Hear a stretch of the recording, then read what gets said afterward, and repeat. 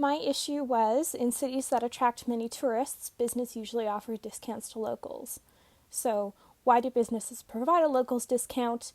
What class concepts does this illustrate? And what conditions are necessary for businesses to offer a locals discount?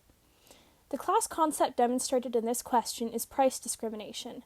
Price discrimination is when two different prices are charged for a service or product, depending on willingness to pay. Willingness to pay is the maximum price an individual is willing to pay for a product or service. Price discrimination is most common in monopolies, but, as you'll see in this case, it can be used in other markets as well. When people are visiting other countries, there are certain major cities that they flock to, and so those cities have a lot of income generated by tourism. Since most people don't stay at hotels with kitchens and certain shows and attractions are exclusive to certain areas, tourists have a much higher willingness to pay for things like food and entertainment when traveling abroad. Their willingness to pay is considered high. However, people local to that city may not be able to afford those high prices due to the fact that they live full-time there and, can't pay inflated prices for everything constantly. Their willingness to pay is lower than it is for tourists.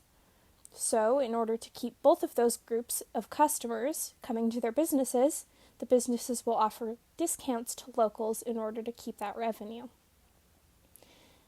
This is an example of third-degree price discrimination, which is one of two more common types of price discrimination, as different people are being charged for two different groups of customers, tourists and locals. Price discrimination increases total surplus and is overall beneficial for the businesses practicing it, and usually also for the people with the lower willingness to pay, though not always.